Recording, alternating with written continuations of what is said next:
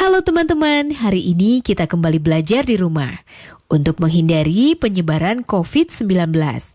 Hari ini kita akan menyimak pelajaran matematika mengenai statistika nilai rata-rata. Kita simak bersama yuk. Teman-teman, kali ini kita akan belajar mengenai statistika, yaitu ukuran pemusatan data. Sebelumnya, kamu sudah belajar mengenai cara menyajikan data dalam bentuk diagram. Sekarang kita akan berhitung mengenai pemusatan data, ukuran pemusatan data.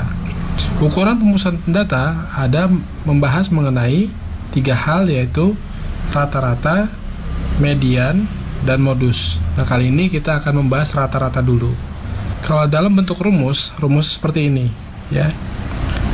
bacanya X bar, sama dengan sigma XI, I-nya dari 1 sampai dengan N, dibagi dengan N. Nah, membacanya bagaimana? Membaca sederhananya seperti ini, warna yang kuning ini. Rata-rata sama dengan jumlah nilai data dibagi banyaknya data. Jadi saya ulang lagi, bahwa rata-rata adalah simbolnya adalah X bar, X bar sama dengan jumlah nilai data itu adalah sigma XI dari 1 sampai N, sigma XI jumlah nilai data dibagi dengan banyaknya data. Nah, maksudnya apa? Rata-rata sama dengan jumlah nilai data dibagi dengan banyaknya data. Kita lihat contohnya. Perhatikan di bawah ini adalah data nilai matematika dari 10 siswa. 6, 7, 7, 7, 8, 8, 9, 9, dan 10. Nah, kita akan mengisi data-data di bawah ini. Banyaknya data atau N. Sudah kita hitung bahwa banyaknya data ada 10. Saya tulis di sini 10. Kemudian jumlah nilai data, jumlah nilai data sigma XI, sigma XI, jumlah nilai data. Maksudnya apa? Kita akan menjumlah nilai data yang ada. Kita jumlah 6 ditambah 6 ditambah 7 ditambah 7 ditambah 7 ditambah 8 ditambah 8 ditambah 9 ditambah 9 ditambah 10.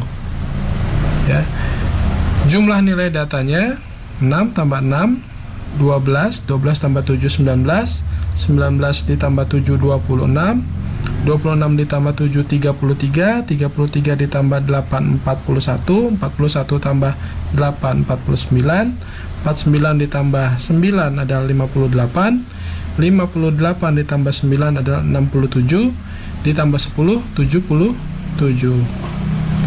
Jadi bisa dilihat bahwa banyaknya data ada 10 dan jumlah nilai data adalah 77.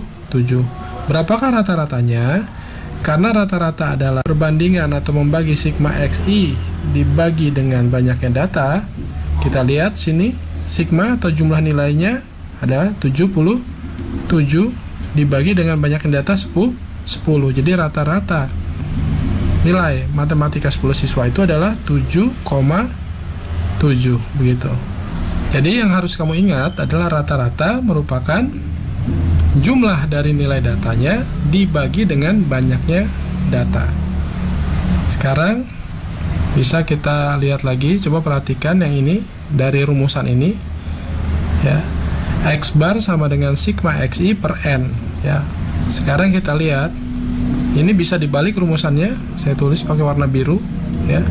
Untuk mencari sigma XI, mencari jumlah dari nilai data, kamu bisa mengalihkan antara rata-rata dengan banyaknya data. Sekarang perhatikan soal, Rata-rata nilai IPA dari 4 orang siswa adalah 72. Berarti N-nya sama dengan 4. Kemudian X bar-nya adalah 72. Rata-ratanya 72. Kemudian ada tambahan nilai 1 siswa lagi yang baru masuk, sehingga rata-rata seluruhnya menjadi 74,6. Nah, di sini ada kondisi yang baru, yaitu ada siswa lagi yang masuk. Jadi N-nya sekarang berubah menjadi 5. Kemudian rata-ratanya berubah menjadi 74,6.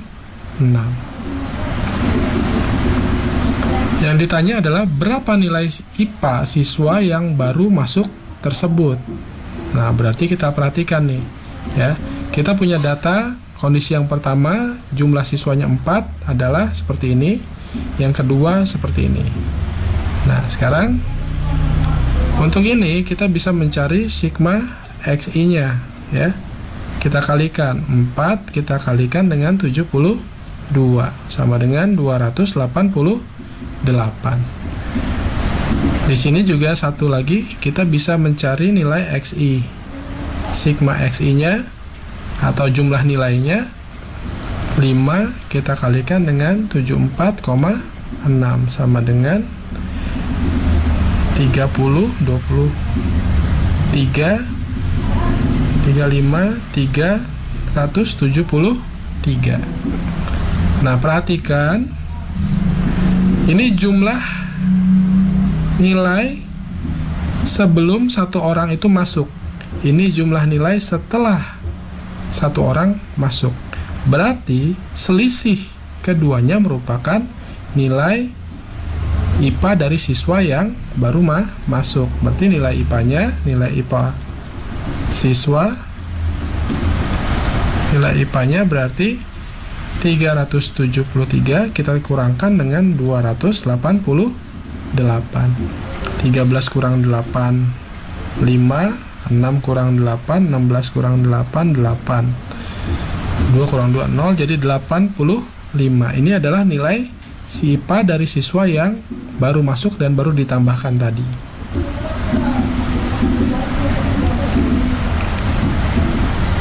Nah, sekarang kita lihat soal yang nomor 2. Nilai rata-rata ulangan matematika dari 28 siswa adalah 6,5. Jadi saya catat dulu di sini. N-nya 28, rata-ratanya adalah 6,5. Kemudian jika digabungkan dengan 4 siswa yang nilai rata-ratanya 7,3, maka nilai rata-rata gabungan ada berapa? Nah, ini sekarang kita lihat ada 4 orang siswa, N-nya 4, rata-ratanya 7,3. Yang ditanya adalah nilai rata-rata gabungan. Kalau kamu perhatikan di sini, N-nya kalau digabung menjadi 28 ditambah 4 sama dengan 32, ya. Sekarang kita lihat untuk mencari rata-rata kamu tinggal butuh berapa jumlah nilai seluruhnya. Nah, berarti kita cari sigma XI di sini yaitu 28 dikali 6,5 ya sama dengan 182 ya, jumlah nilai untuk 28 anak, sedangkan jumlah nilai untuk 4 anak itu sama dengan 4 dikali 7,3 sama dengan 29,2 ya. Nah, sekarang untuk sigma jumlah nilai gabungannya itu berarti 182 ditambah dengan 29,2 sama dengan 211,2. Nah, dari sini ya, dari data ini kita bisa mendapatkan bahwa X bar rata-rata gabungan itu sama dengan jumlah nilainya sigma XI-nya per jumlah data. Jadi 211,2 dibagi dengan 32 sama dengan 6,6. Inilah data atau nilai rata-rata gabungan dari 28 siswa ditambah 4 siswa. Nah, teman-teman, demikianlah pelajaran materi mengenai ukuran pemusatan data yang menghitung rata-rata. Nah, teman-teman, sudah menyimak penjelasan tadi ya? Sekarang saatnya kita menjawab pertanyaan ini.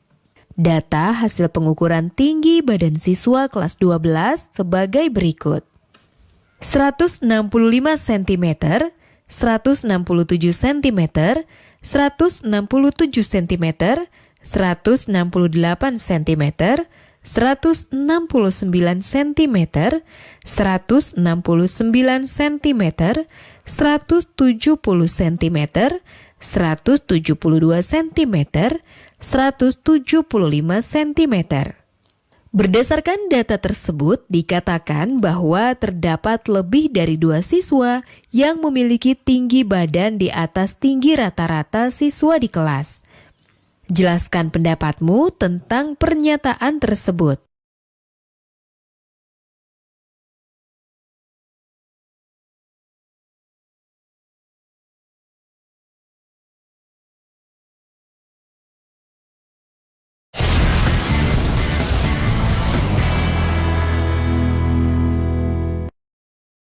Hal penting cegah COVID-19.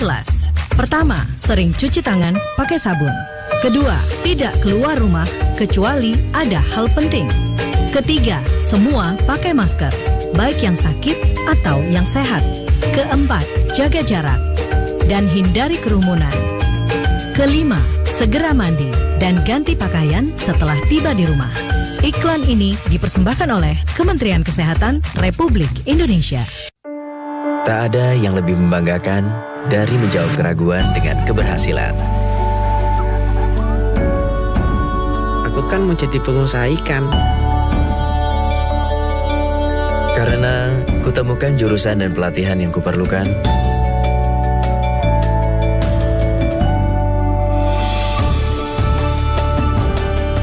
SMK, langkah awal sebuah keberhasilan. Jangan lupa ya, luangkan waktu untuk membaca. Nah, juga membaca apa, Dek? Ini, Kak. Menanam.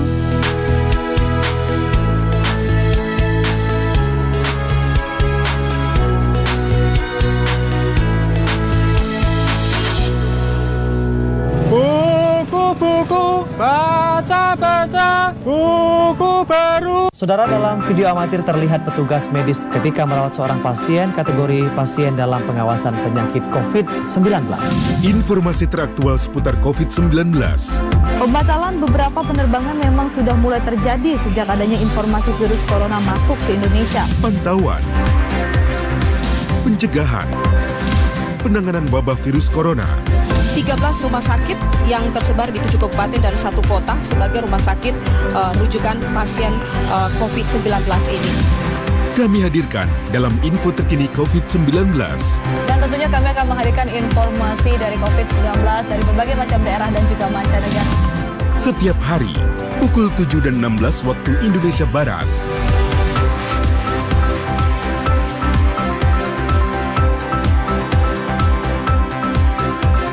TVRI, media pemersatu bangsa.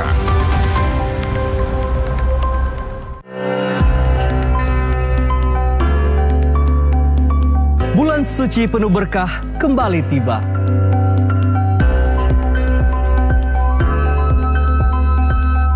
Waktu yang tepat menyucikan diri dari segala dosa.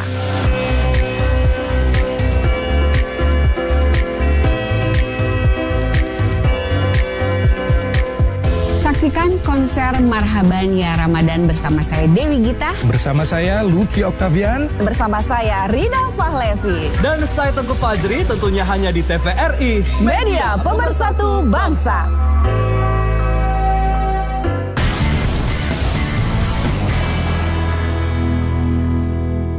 Tadi kita sudah belajar mengenai nilai rata-rata dalam statistika. Sekarang kita coba yuk menghitung rata-rata waktu tempuh dari 5 rute penerbangan terpanjang di dunia. Catat dulu ya pertanyaannya sebelum kita melihat tayangan berikut dan perhatikan baik-baik tayangannya. Dan perhatikan baik-baik tayangannya agar kalian bisa menjawab pertanyaannya. Dari 5 penerbangan terpanjang di dunia, berapa rata-rata jarak tempuh penerbangan ini?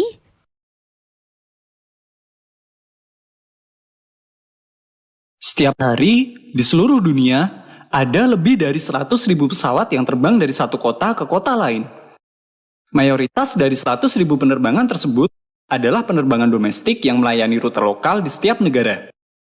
Dari 100.000 penerbangan, beberapa di antaranya merupakan penerbangan non-stop, dengan jarak tempuh yang sangat jauh dan durasi penerbangan yang cukup panjang.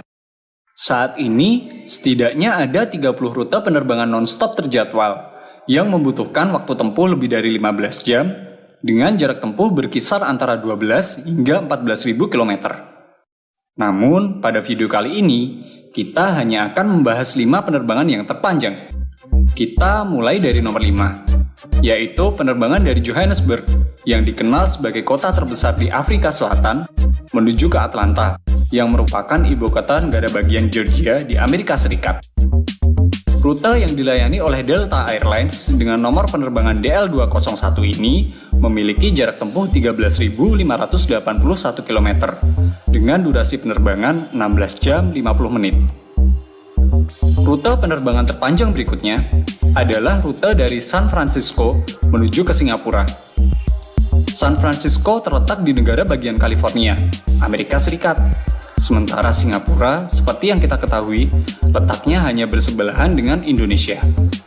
Rute ini dilayani oleh 2 penerbangan, yaitu Singapore Airlines Flight SQ31 dan United Airlines Flight UA1, dengan jarak tempuh 13.539 km.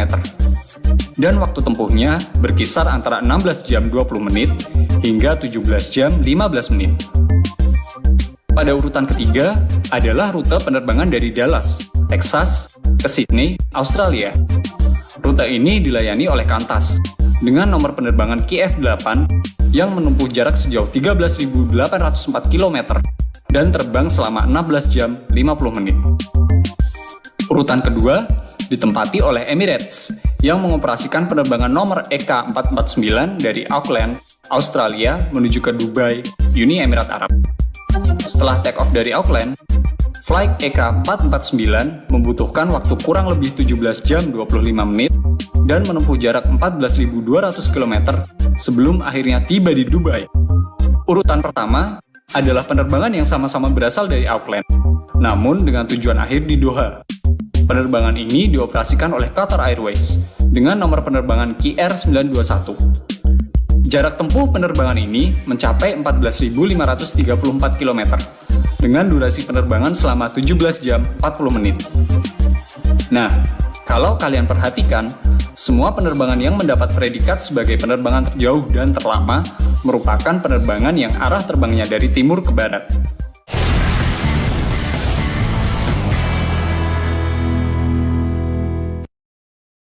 Hal penting cegah COVID-19. Pertama, sering cuci tangan pakai sabun. Kedua, tidak keluar rumah kecuali ada hal penting. Ketiga, semua pakai masker, baik yang sakit atau yang sehat. Keempat, jaga jarak dan hindari kerumunan. Kelima, segera mandi dan ganti pakaian setelah tiba di rumah. Iklan ini dipersembahkan oleh Kementerian Kesehatan Republik Indonesia. Belajar dari rumah sangat menyenangkan. Iya ya, asik banget. Belajar dari Rumah, sebuah program yang memperluas akses belajar melalui televisi dan untuk seluruh jenjang pendidikan, mulai PAUD hingga pendidikan menengah. Ada pula siaran kebudayaan untuk semua dan pengasuhan anak bagi orang tua dan guru. Saksikan Belajar dari Rumah hanya di TVRI, Senin sampai dengan Jumat, mulai 13 April 2020, mulai pukul 8 waktu Indonesia Barat. Tonton sajian program pembelajaran dan kebudayaan yang bermanfaat, seperti pesan Menteri Pendidikan dan Kebudayaan Republik Indonesia, Bapak Nadiem Makarim berikut ini. Kementerian Pendidikan dan Kebudayaan terus mendukung pembelajaran jarak jauh dan memajukan budaya Indonesia di masa pandemi corona. Saksikan program Belajar dari Rumah untuk semua jenjang pendidikan, guru dan orang tua hanya di TVRI. Marilah kita bersama-sama belajar dari rumah. Informasi ini dipersembahkan oleh Kementerian Pendidikan dan Kebudayaan Republik Indonesia. Menari adalah nafasku, bagian dariku, bahasaku, bahasa yang begitu indah. Pasti bisa mengantarku ke sana. Sampai puncaknya. Memilih SMK adalah langkah awal untuk masa depan yang nyata.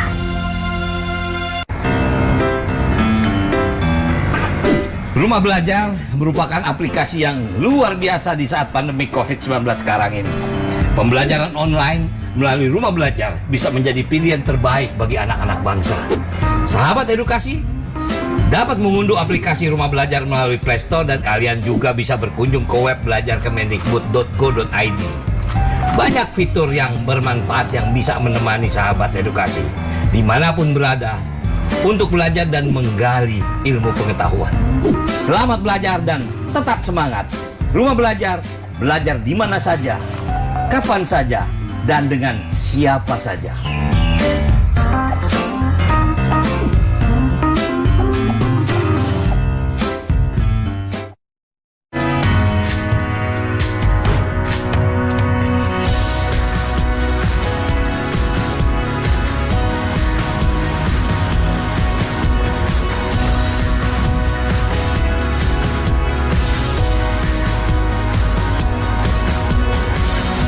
Informasi aktual paling terkini, tersaji lengkap dan segar untuk disaksikan.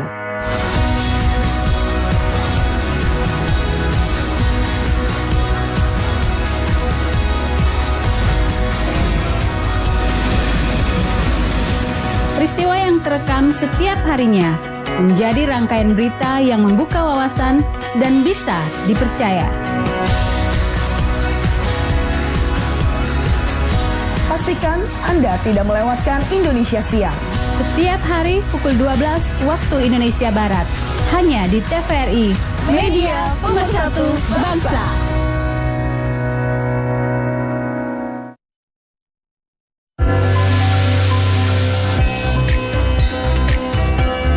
Kebudayaan menjadi simbol kemajuan suatu bangsa. Beragam kisah dalam menjaga eksistensi budaya tertuang dalam kisah penuh pesan moral dan nilai-nilai luhur. Cerita Nusantara, Sabtu dan Minggu, pukul 9 waktu Indonesia Barat.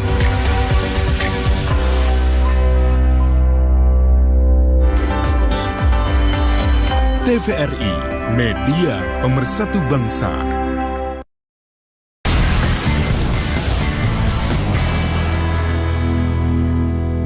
Kalian sudah bisa menjawabkan ya rata-rata jarak tempuh 5 penerbangan terpanjang di dunia? Sekarang yuk kita dengarkan kenapa ya penerbangan terlama ini dari arah timur ke barat? Hai, aku New. Kita udah ngebahas tentang beberapa penerbangan terpanjang dalam sejarah penerbangan. Kalau semua penerbangan terpanjang dengan durasi paling lama adalah penerbangan dari arah timur menuju ke barat. Eits, memang ada alasannya loh. Mau tahu? Simak video berikut ini ya. Bumi selalu berputar setiap hari karena adanya rotasi bumi. Tetapi tidak semua belahan bumi bergerak dengan kecepatan yang sama. Daerah khatulistiwa bumi akan berotasi dengan kecepatan 1670 km per jam. Dan semakin tinggi posisi garis lintangnya, maka kecepatan rotasinya akan semakin pelan. Ketika kita berbicara tentang rotasi bumi, berarti yang bergerak nggak cuma bumi, tapi juga semua benda yang ada di permukaan bumi seperti lautan, gunung, bangunan, manusia, ikan-ikan dalam akuarium, sampai mie instan yang ada di meja makan kalian, semua juga kena efek rotasi bumi. Bahkan lapisan atmosfer bumi juga ikut berotasi dengan arah dan kecepatan yang sama. Otomatis, awan, burung, dan pesawat yang terbang di dalam atmosfer bumi juga ikut bergerak seiring dengan rotasi bumi. Terus, apa sih yang membuat terbang ke timur lebih cepat daripada terbang ke barat? Penyebabnya adalah jet stream. Jet stream merupakan aliran udara yang terjadi karena adanya pemanasan atmosfer oleh matahari dan juga efek Coriolis. Lalu, apa sih sebenarnya efek Coriolis ini? Seperti yang sudah kita bahas di awal video, kalau di setiap belahan dunia memiliki perbedaan kecepatan rotasi. Perbedaan kecepatan rotasi bumi inilah yang kemudian mengakibatkan munculnya efek Coriolis. Nah, balik lagi kita bahas jet stream. Jet stream tidak serta-merta mengalir begitu saja di antara troposfer dan stratosfer bumi. Tapi, karena adanya efek Coriolis, jet stream hampir selalu mengalir dari arah barat ke arah timur. Dan karena kecepatan jet stream yang tinggi, pesawat yang terbang ke arah timur pun cenderung memilih untuk terbang di dalam aliran jet stream. Hal ini dikarenakan pesawat yang terbang di dalam aliran jet stream akan mendapatkan dorongan dari aliran udara yang ada pada jet stream. Sementara, pesawat yang terbang ke barat akan berusaha menghindari jet stream dan terbang di bawah atau di atas aliran jet stream. Tapi, meskipun begitu, pesawat yang terbang ke barat akan tetap mendapatkan hambatan udara yang lebih kuat. Karena seperti yang sudah tadi kita bahas, udara di atmosfer juga selalu bergerak dari arah barat ke arah timur, berlawanan dengan arah terbang pesawat. Masalahnya, perubahan musim, kondisi cuaca, dan badai matahari juga bisa mempengaruhi aliran jet stream. Pola aliran jet stream pun bisa berubah sewaktu-waktu. Sehingga, waktu penerbangan untuk rute yang sama pun terkadang bisa berbeda-beda. Sekarang udah tahu kan kenapa penerbangan yang arahnya ke barat durasinya berbeda dengan penerbangan yang terbang ke arah timur? Sekarang tetap belajar dari rumah ya teman-teman. Jaga jarak, rajin cuci tangan, dan pakai masker agar kita mencegah penyebaran COVID-19. Sampai jumpa.